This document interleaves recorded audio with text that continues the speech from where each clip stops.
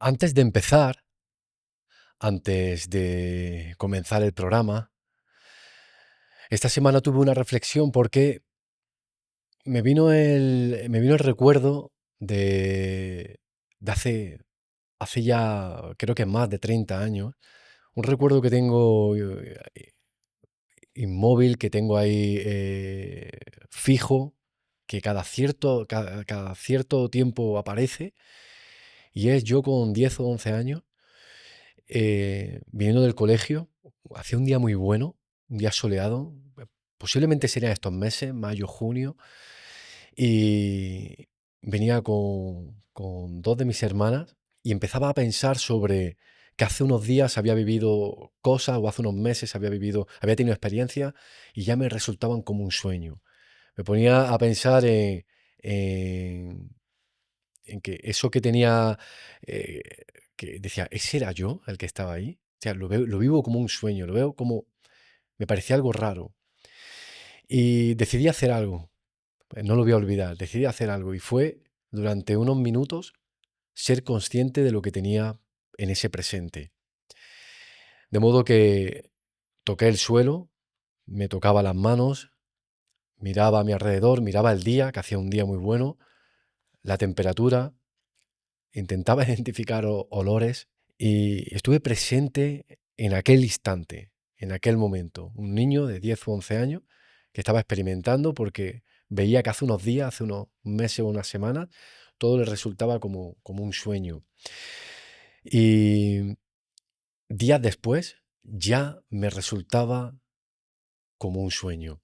Ya no me creía que fuera aquel muchacho, ya lo veía como me faltaban matices, no sé qué hice después, cómo fue el día, o quizás días después sí lo recordaba, pero menos ahora, ¿no? Y, y digo, otra vez estoy en ese presente que lo veía en el mismo presente y ahora resulta que otra vez me resulta como un sueño.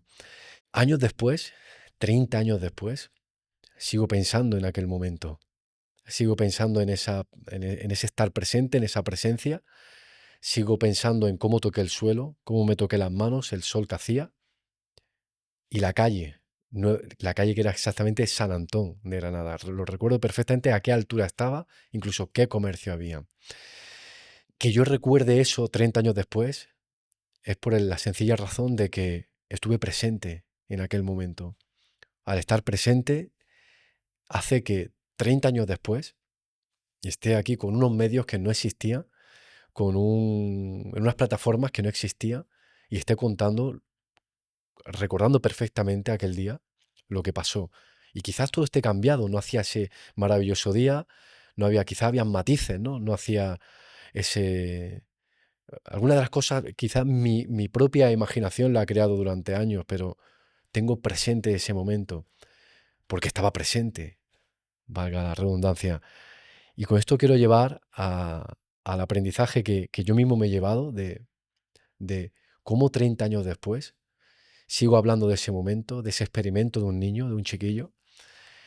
30 años después tengo tan inmortalizado ese momento que nada decía, que lo recuerdo con melancolía por lo que abarca en general, pero con la conclusión que me quedo, con el resultado que me quedo es el estar presente, cómo me lo he llevado a 30 años, y precisamente vivir en presencia, vivir presente, saber, pensar que estás aquí, agradecer lo único que existe, que es el presente, sin el pasado ni el futuro. Hoy, que es un día totalmente normal, un día totalmente común, un día nada fuera de lo normal, que pasaré con mi familia un día totalmente, aparentemente normal. Dentro de unos días, dentro de unos meses, lo recordaré con profunda melancolía.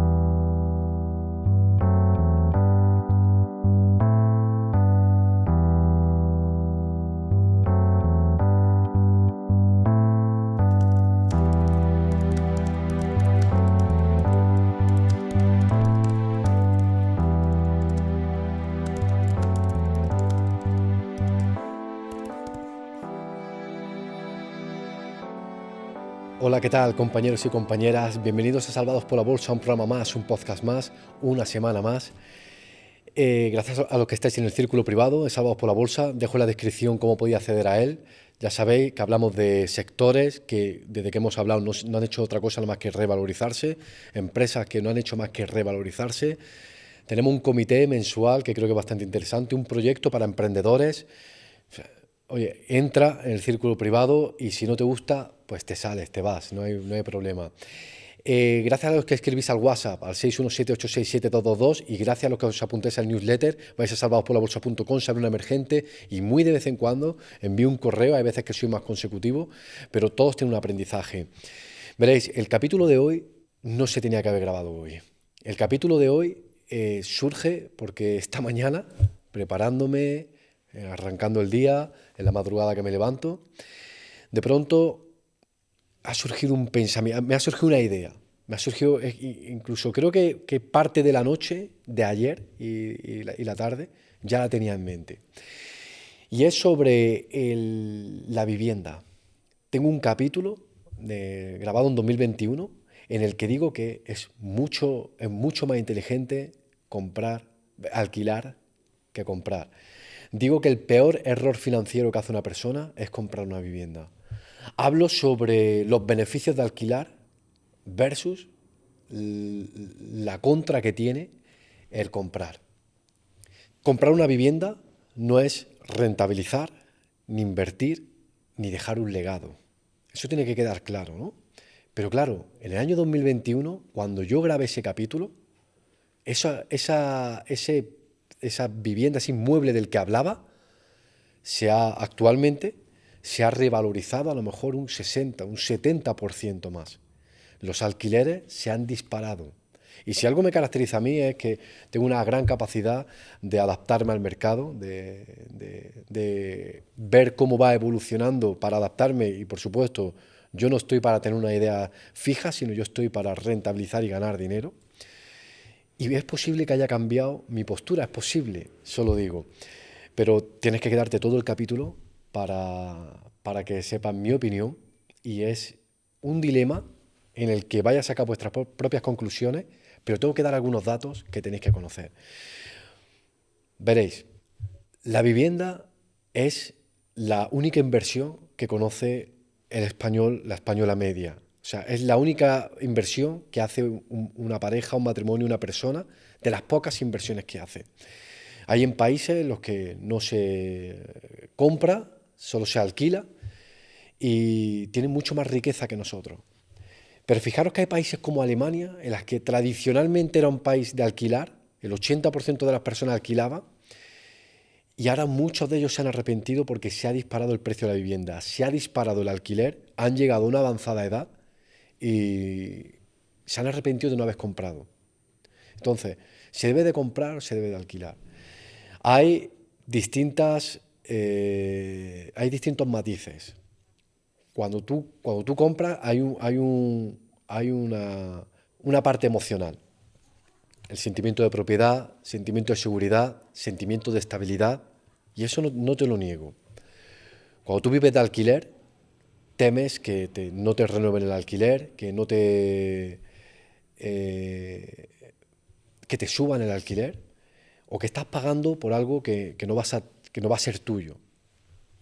Yo personalmente, que vivo en una calle céntrica de Granada, de alquiler, yo pago un alquiler mensual cerca de los 1.000 euros por vivir 30 días en una de las calles más céntricas de Granada.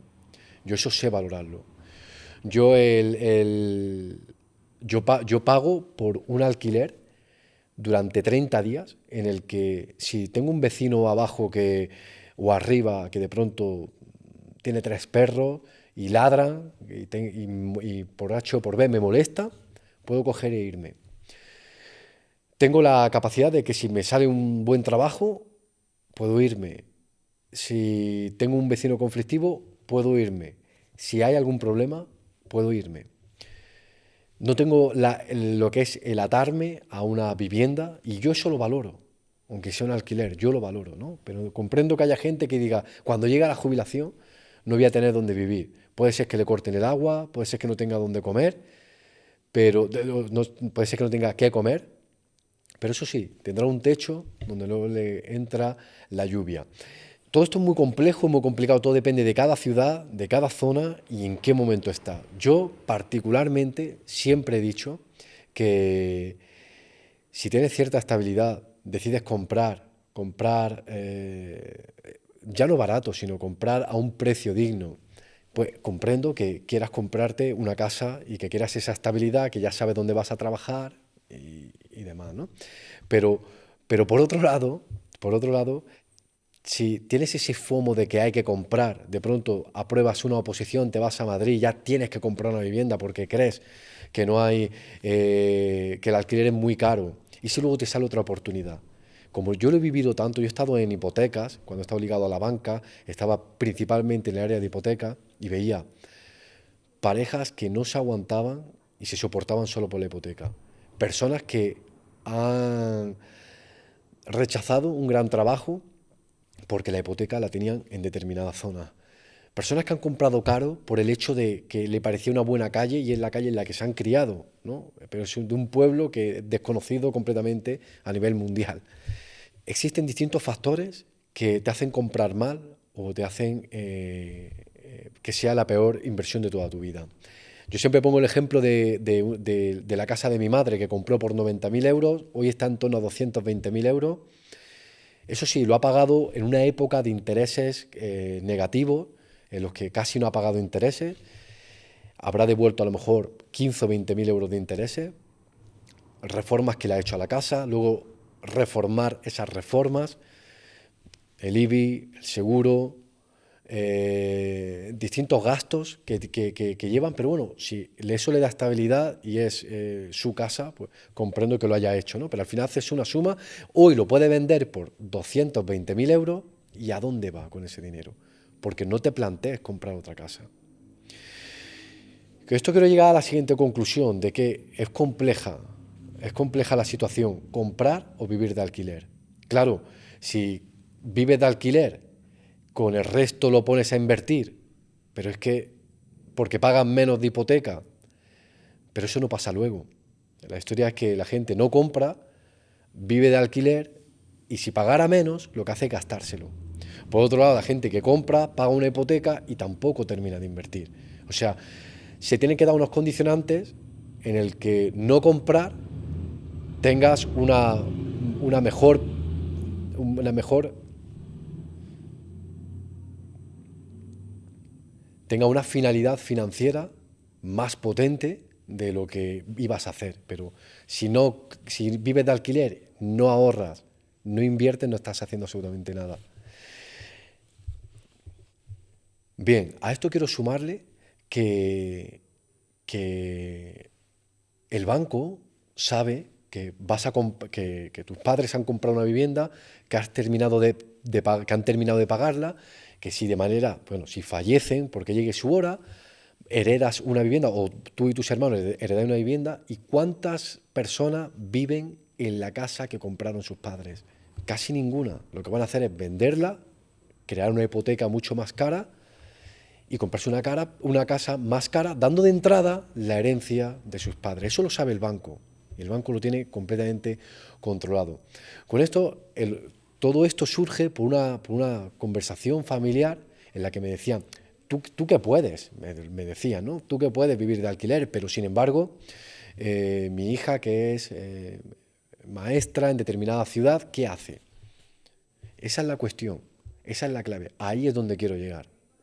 Que quizás en todo el patrón el error es de dónde partimos, el error es de dónde estamos.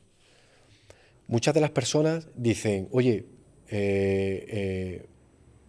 yo no valgo para emprender. Muchas de las personas dicen, yo no puedo llegar hasta donde tú estás o tener por mis condiciones, por mi edad, por cómo soy, y lo comprendo, ¿no? Pero partimos de la base de que ¿en qué momento piensas que te tienes que comprar una vivienda? Todo parte del siguiente matiz y con un ejemplo lo vas a entender perfectamente. Imaginaros un chico o una chica que tiene una pareja tóxica, que tiene una pareja que ese chico o esa chica no trabaja porque trabaja la otra persona. no ahorra dinero porque no trabaja, porque la otra persona le mantiene. Dice, oye, quiero comprarme un coche, pero yo te lo compro, yo te lo doy, o tienes el mío. Oye, quiero salir con mis amigas, mis amigos, a tomarme algo. Dice, bueno, pues toma dinero, toma 100, 200 euros y sales con tu amigo o con tu amiga a tomarte algo. Quiero comprar una casa. ¿Pero para qué si yo tengo una? Quiero tener dinero para mis cosas. No te preocupes, yo te lo voy a pagar.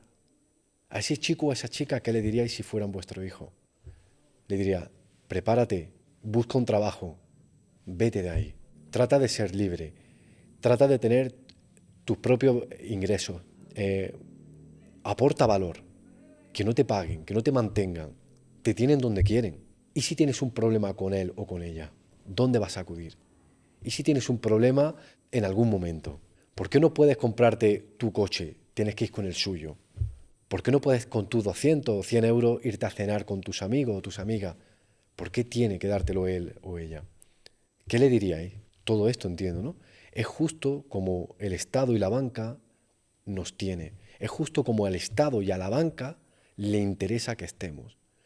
Cuando alguien envidia una paga porque le han dado, mira, esta persona es extranjera, le han dado 1.500 euros, es vitalicio, le ha dicho el gestor que no trabaje, le ha dicho el gestor que no trabaje, y con eso ya lo va a tener de manera vitalicia. Esa persona lo están frenando, porque quizás tiene una habilidad, podía enseñar idioma, quizás podía ganar mucho más dinero de 1.500 euros.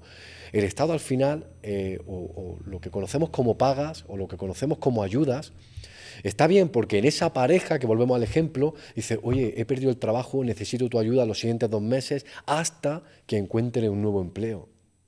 O si utilizamos esa ayuda como algo perpetuo, nos va a tener el Estado donde nos quiere tener, que es justo esa capacidad de que no soy pobre, estoy con la cabeza, estoy hasta el cuello con el agua, pero no termino de ser pobre, pero no puedo salir de mi situación. Es justo donde nos quieren las manos que van meciendo esta vida que no hemos encontrado, que en el que tenemos que es un poco impuesta, ¿no? Esto daría para otra, en el que tenemos que trabajar, tenemos que tener una casa, tenemos que tener una estabilidad, pero la cuestión es que nos quieren tener en ese lado de decir, ¿para qué quieres un coche si tienes el mío? ¿Para qué quieres un dinero si tienes el mío? ¿Para qué quieres todo eso, todos esos sueños, para qué lo quieres si yo te lo puedo dar?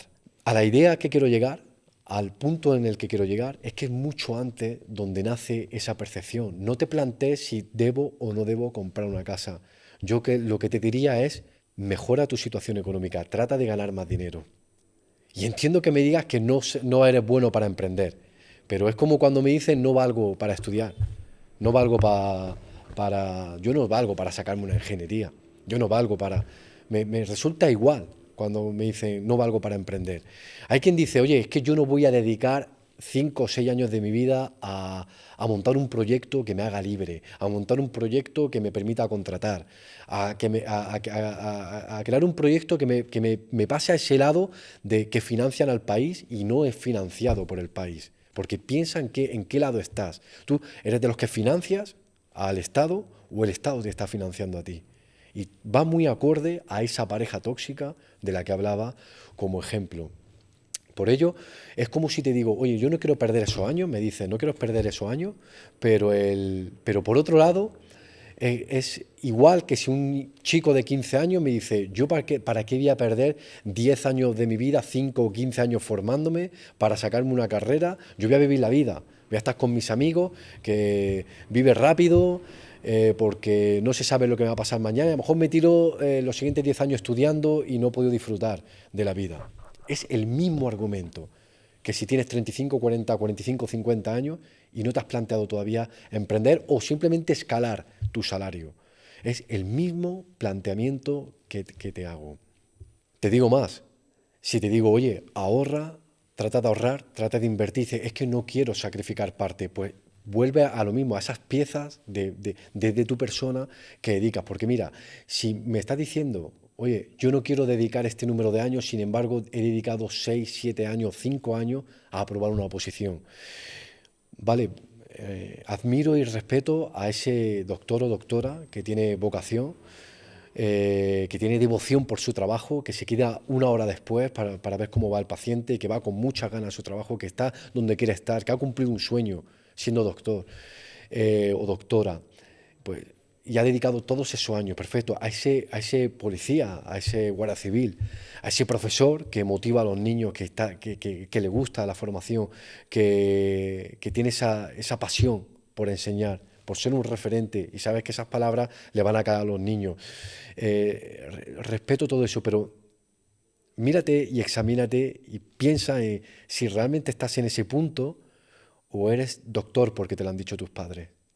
Si eres policía porque no tenías otra cosa. Piensa en si formas parte de ese funcionario que va, ficha y porque su trabajo le parece una mierda, se va toda la mañana al Corte Inglés. Y hay personas que envidian eso. Y dice, es que no hace nada. Y le pagan por ello. Y encima todos le envidian cuando a mí me aterra esa situación. Yo hay muchas veces en mi trabajo, en mi despacho, que entro en mi estado de flow y se me van las horas, 6, 7 horas trabajando, 6 o 7 horas en ese estado de flow de esa pasión por lo que hago. Entonces, mírate y aprende, o sea, y analízate de en qué momento estás. Lo primero que te diría es, trata de salvar tu situación, trata de escalar tu salario. Ya no te digo emprender, trata de promocionar en tu propio trabajo, de mejorar para que paguen más de esa especialización en lo que te diría. Mucha gente dice, es que si yo quiero invertir, o sea, yo quiero montar una empresa porque quiero no tener jefes, quiero sentirme libre, no tener horarios. Todo eso es una consecuencia de lo que tiene emprender. El emprendedor, el empresario, al final lo que tiene son momentos para disfrutar, momentos para trabajar, momentos para desconectar, momentos de no poder dormir por cómo va. Al final, todo eso es un proceso, pero al joven de 20 años, de 18, de 19, de 20, no le diría, pierde todas las horas que muchos de vosotros habéis perdido buscando un piso, buscando una ganga, viendo pisos. Emplea ese tiempo en qué valor vas a aportar, en qué puedes hacer, en qué eres bueno, cuál es tu proyecto, en qué te pregunta la gente que siempre te pide ayuda. Oye, a ti que se te da bien esto, a ti que tú que sabes de esto, analízate y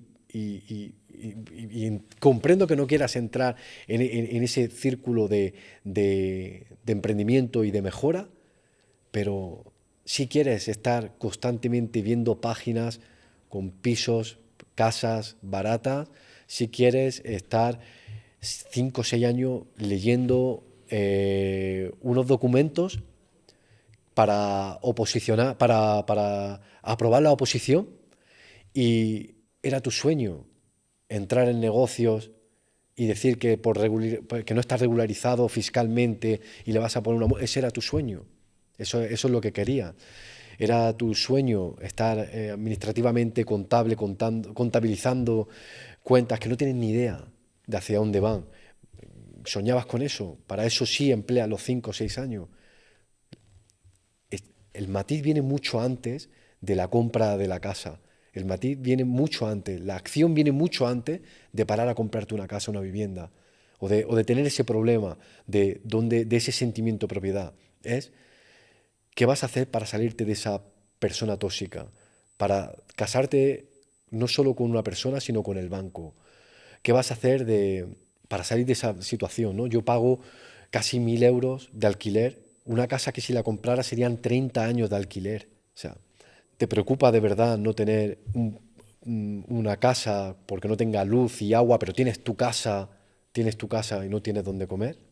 Eso es lo que vengo a decirte. Por ello, te he enumerado una serie de habilidades que yo mejoraría, que yo trabajaría, y en la cual al final la compra de una casa será el menor de los males, será el menor de los problemas, porque eh, no solo tengo ese capítulo, el capítulo en el que hablo sobre la casa que compró mi madre por 90.000 euros, en el que digo si mi madre no hubiera comprado esa casa de 90.000 euros, pues hoy quizás, ¿verdad?, no tendré una vivienda. Si pasado ese tiempo mi madre en vez de comprar esa casa de 90.000 euros hubiera invertido una parte en el SP500, tendría cerca de 600.000 euros en la cuenta corriente. No tendría una vivienda, tendría cerca de 600.000 euros en la cuenta corriente. Invertir no es la solución, no es lo único que te va a salvar, pero si desarrollas ciertas habilidades, puede ser el menor de tus problemas comprar o no una casa. Esa decisión puede ser el menor de tus problemas porque hayas dado con el algoritmo de crear riqueza, con el algoritmo de ganar dinero, con la fórmula de que sabes que no te vas a poder arruinar nunca, porque conoces los pasos que tienes que seguir para ganar dinero. Lo primero que tienes que tener claro es que no existen ingresos pasivos. No existen ingresos pasivos. Tienes que tener un activo que te vaya a dar dinero, que te vaya a generar dinero, y el foco no debe de estar en ganar más dinero, sino en construir esos activos. O sea, no vas a tener nada si no tienes un activo que genere riqueza. Y eso no te lo va a dar una propiedad, no te lo va a dar un bien inmueble. Estos activos que tienes que crear no se crean de forma pasiva, se crean trabajando, se crean esforzándote, se crean manteniendo, siendo constante. Conozco a personas que son muy inteligentes, que no han conseguido a nivel de emprendimiento y laboral nada. Sin embargo, personas mucho menos inteligentes han conseguido aguantar, han sabido aguantar, han sabido permanecer, han sabido levantarse y por el hecho de ser más constantes han conseguido mucho más que una persona inteligente. El éxito no va ligado a la inteligencia, es la capacidad de mantener un proyecto, de mantener una idea prolongado en el tiempo, es lo que te va a hacer conseguir esa riqueza. Recuerdo en el 2020 cuando dije voy a hacer un programa, un podcast, voy a grabar cada viernes independientemente de que me escuchen o no me escuchen, independientemente de que me vean o no me vean. Ahí fue donde nacía el éxito, donde nacía esa, esa riqueza de saber desde primera hora y por escrito que voy a ser constante durante 2 o 3 años, que es como nacen precisamente los proyectos. Dicho esto, tienes que tener varios activos asimilados, o sea, tienes que tener distintas, tienes que tener una serie de características que te pueden ayudar a crear, a construir esa riqueza. La primera son tus habilidades. ¿Qué sabes hacer? ¿En qué estás especializado? Lo que eres capaz de generar algo que o lo haces de manera muy valiosa o eres el único en hacerlo, o en qué área pagarían mucho por lo que tú haces. Esa quizás es el activo principal, eres tú mismo. Tú misma eres el principal activo que va a hacer que genere riqueza. ¿Cuáles son tus habilidades? No es el acceso al dinero, puedes tener 1 millón y perderlo en poco tiempo. Es la capacidad de qué habilidad tengo para atraer riqueza y generar rentabilidad. El segundo activo sería ese conocimiento que tienes, cómo lo vas a alinear para, para que sea un conocimiento, que sea un método, que sea un hábito, que sea algo que puede construir. Fijaros, hay gente que dice, a mí es que me gusta la enseñanza. Pues si te gusta la enseñanza, no enriquezcas a una academia, no enriquezcas crea tu propia empresa de formación. Dalo desde tu propio. Si se te da bien enseñar, hazlo desde tu propio área. Hazlo desde tu propia empresa de formación. Construye lo que estás ayudando a construir a otros. Crea primero esa habilidad, conócete a ti mismo y luego ten la capacidad de estructurarlo para que sea ese conocimiento se pueda canalizar hacia otra persona o ese conocimiento se pueda canalizar hacia un valor que aportas durante otro activo. Ese es el activo principal. Primero debe de radicar desde ti mismo ese activo. El tercer activo, la tercera habilidad es que todo eso va a desarrollar un producto que puedes vender. Aprende a venderlo, aprende a desarrollar ese producto que la gente quiera. Puede ser que seas el mejor de tu barrio en hacer el mejor pan. ser que seas el mejor de tu barrio en aplicar la mejor manicura. Diferénciate, especialízate, desarrolla tus habilidades y eso conviértelo en un producto. Ten la capacidad de venderlo, ten la capacidad de ponerlo, de exponerlo. El cuarto atributo, por supuesto, sería cuál va a ser tu audiencia, cómo lo vas a transmitir. Tenemos un concepto totalmente erróneo respecto a las redes sociales. Vale que no quieras exponer tu vida privada a las redes sociales. Vale que no quieras que salgan tus hijos, que salgan tu familia o tú mismo, que no sepan en qué discoteca estás, en qué viaje estás haciendo o en qué momento te encuentras. Me parece genial. Cuando hablamos de negocios, cuanto más te expongas a las redes sociales, más gente va a saber lo que haces, más gente va a saber a qué te dedicas, más personas van a estar después cuando necesiten algo, van a recurrir a ti. Es decir, ese producto que has sido capaz de canalizarlo, nunca ha sido tan fácil mostrarle a todo el mundo a qué te dedicas, en qué eres bueno, qué es exactamente. Porque hay alguien que diga, oye, me tengo que comprar unas gafas de sol. Oye, mi amigo que siempre está ahí en las redes sociales hablando de la óptica, voy a llamarle, voy a preguntarle. Cuanto más te expongas a las redes sociales, más positivo va a ser, a más personas vas a llegar. Y ese concepto de saber diferenciar tu vida privada, que comprendo y entiendo que no quieras exponerla, pero tu negocio debe estar visible. ¿Cuál va a ser tu audiencia? ¿Cómo vas a definir tu audiencia? Todo esto te va a llevar a una red de contactos. Es decir, yo como asesor financiero, a mí donde se me vende es en los parques, en los bares, a la salida de los partidos de pádel, en el tercer tiempo, de las peñas de fútbol.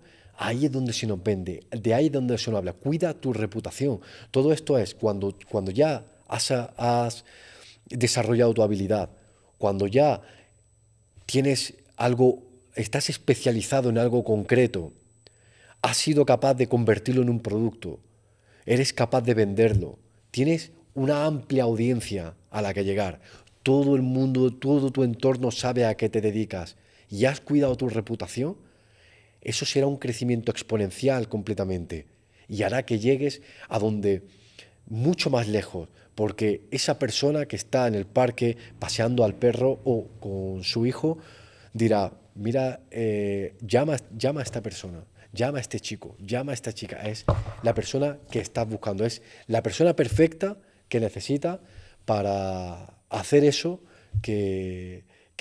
para cubrir esa necesidad que tienes. Y ya el último paso sería obtén ahorro y crea un patrimonio. Cómprate una casa y crea un patrimonio. Ya ese es el último paso que tienes que decir, oye, ¿compro o vivo de alquiler? Es necesario, quiero estabilidad y comprarme la casa en la que voy a desarrollar toda mi vida. Sería el último paso y lo hacemos justo al revés, lo hacemos justo, lo ponemos en el primer lugar cuando debería de ser el último. Cuando he conseguido escalar mi salario, cuando he conseguido escalar mis ingresos, solo ahí es cuando debería de decir, compro o alquilo. Es ahí justo donde debería de decir, ahora voy a poner a trabajar mis ahorros, ahora voy a poner a trabajar mi inversión, porque tenemos esa obsesión de que creemos que si compramos una casa la vamos a poner a alquilar. Esos ingresos pasivos son los últimos de la escala que tiene que estar. De esta manera da respuesta a cómo he comenzado el programa. La situación es insostenible, el alquiler es muy caro, las casas están muy caras. Por ello, lo primero que tienes que hacer es especialízate, desarrolla habilidades, crea una audiencia, forja una reputación y todo eso te llevará a la última parte de compro o alquilo.